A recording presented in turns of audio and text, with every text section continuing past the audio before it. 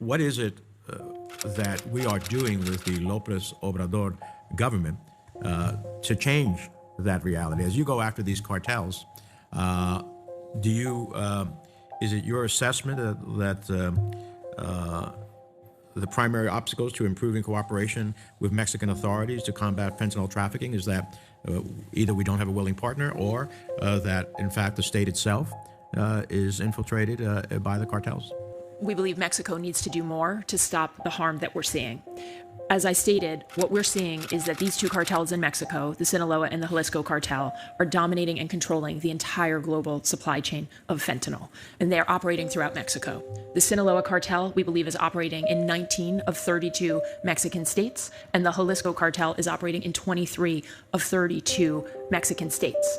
What we know is that Mexico in the past worked relentlessly from 2012 to 2015 to disrupt one of the most violent criminal networks in Mexico, the Zetas, and they were effective at dismantling that cartel. We want Mexico to do the same thing here, to make their top operational priority also to defeat the two cartels that we believe are responsible for the fentanyl as well as the methamphetamine that is responsible for the loss of American lives today.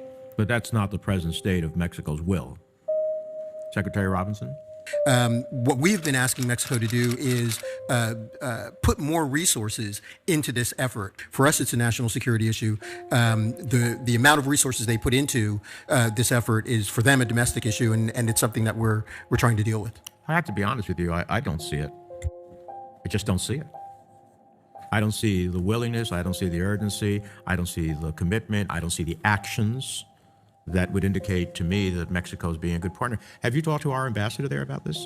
Is he engaged on this issue? Yes, and yes to both questions. Well, I hope he's vigorously engaged on the issue. And I have to be honest with you, if the good overtures to try to get them to act is not working, then there has to be other considerations. I just think that we work with our Mexican friends with kid gloves on this issue. And I just is fundamentally wrong. I don't know how many more lives have to be lost for Mexico to get engaged. If this was in the reverse, they'd be all over us. President López Obrador would be all over us in this regard. Lastly, can you work, Administrator? Can your people work freely with Mexican counterparts? Are you concerned about the information, the intelligence, the security of what you're trying to do with your counterparts in Mexico? Senator, thank you for the question. And there are three ways in which we believe that we would like to see Mexico cooperate far more with DEA and with the United States. The first, and this is under the bicentennial framework, the first is information sharing. We are not getting information on fentanyl seizures. We are not getting information on seizures of precursor chemicals. And that kind of information, as you rightly state, is vital for both countries, both for Mexico and for the United States.